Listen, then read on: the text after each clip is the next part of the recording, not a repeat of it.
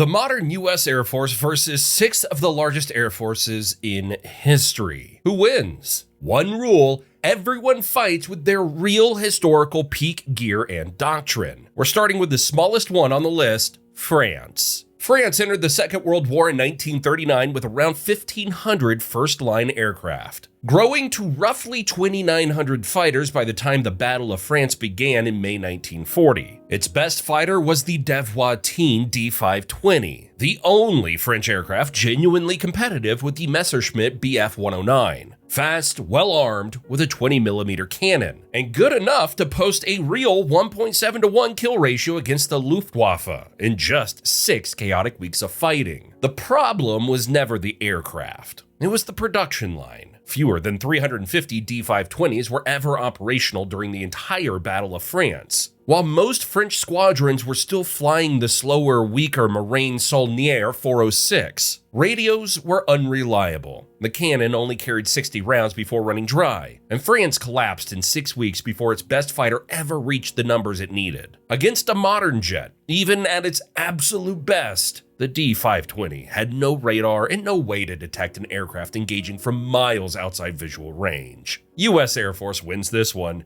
99%.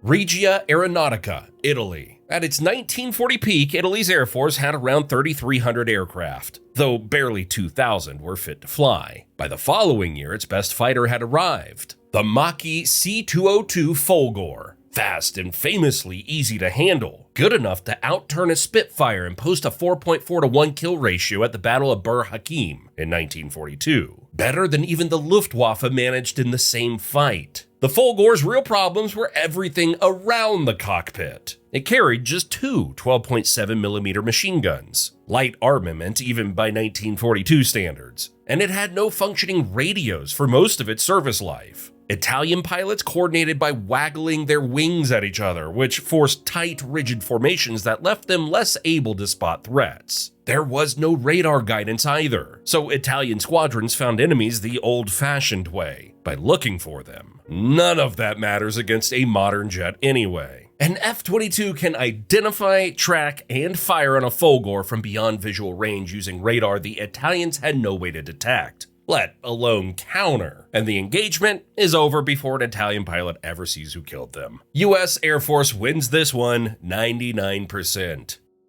Imperial Japan. By 1941, Japan fielded around 5,500 aircraft across 2 separate air arms, built around the Mitsubishi A6M Zero. The Zero was the best dogfighter in the world at the time, with the longest range of any single-engine fighter and a 12-to-1 kill ratio in its first year of combat. Japanese pilots flying it were also some of the most rigorously trained in the world before the war began. The Zero got that performance by cutting everything else. No armor for the pilot. No self-sealing fuel tanks. Light 7.7mm machine guns paired awkwardly with slower firing 20mm cannon. American pilots nicknamed it an origami aircraft because a solid hit usually meant it caught fire and came apart. Once Japan's elite pre-war pilots started dying, there was no way to replace their skill quickly. And by 1944, new Japanese pilots were going into combat with as little as 40 hours of flight time. But none of that matters here because a modern jet doesn't need to dogfight a Zero to beat it. It identifies the aircraft on radar from dozens of miles out and fires a missile the Zero has no instruments capable of detecting. US Air Force wins this one, 99%. The Luftwaffe. Germany's Air Force had around 4,100 first-line combat aircraft at the start of the war in 1939, built around the Messerschmitt Bf 109. The Luftwaffe's real contribution to air combat wasn't the aircraft, it was the formation. Developed during the Spanish Civil War, the Finger Four spread pairs of fighters 300 to 500 meters apart, instead of flying tight, using radios to stay coordinated while covering far more sky. The RAF eventually copied it, and in modified form, it's still the basic formation fighter pilots train in today, including the US Air Force. That's a genuinely advanced tactical idea for 1937. It still relies entirely on pilots being able to see each other and see the enemy, since World War II fighters had no radar of their own beyond a handful of late war night fighter variants. A modern F-35 doesn't fly in visual range of a Bf-109 long enough for any of that formation discipline to matter. Its sensors paint the German formation on a screen from far outside the range of 109's eyes or guns could ever reach. And the engagement ends with missiles the Luftwaffe has no equivalent of evading. US Air Force wins this one 99%.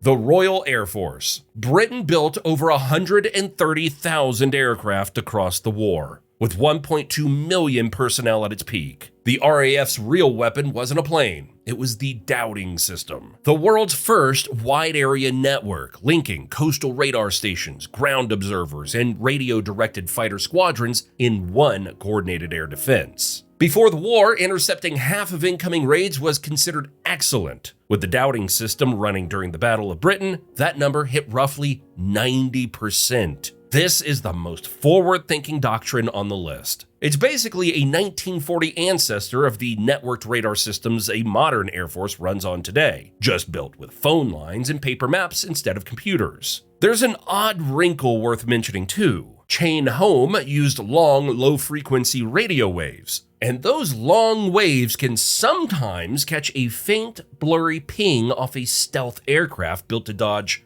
much higher frequency modern radar. The catch is that a vague blip on a screen isn't the same as a real intercept. The Dowding system could vector a Spitfire onto a clear, tracked bomber formation. It has no way to turn a faint smear into anything close enough to guide a 1940 fighter onto a target moving faster and higher than anything it was ever built to catch. US Air Force wins this one 98%.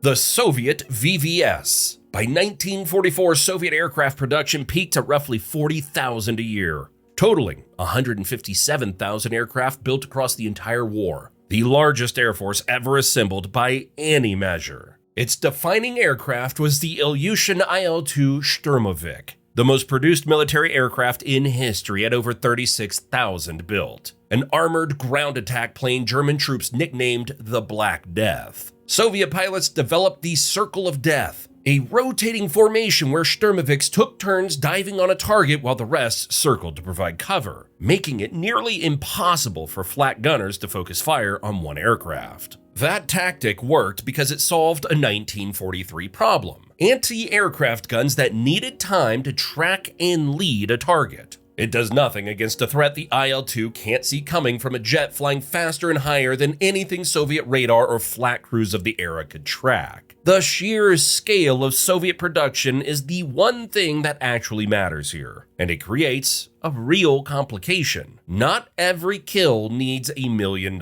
missile. The IL-2's armor could shrug off rifle caliber fire and glancing hits from the flak guns of its own era. But a modern 25mm round built to punch through hardened targets goes through that same plating without much trouble. But a modern F-35 only carries 181 rounds for that cannon, barely a few seconds of fire, and missile stockpiles aren't unlimited either, built in the thousands rather than the hundreds of thousands. A campaign against 157,000 aircraft fought over months instead of one afternoon is the only scenario on this list where logistics become a real factor rather than an afterthought. It doesn't change who wins any single engagement. It does make this the longest, costliest fight on the list by a wide margin. US Air Force wins this one 93%. Check out the video on what if the US Navy fought history's greatest fleets next. Thanks for watching.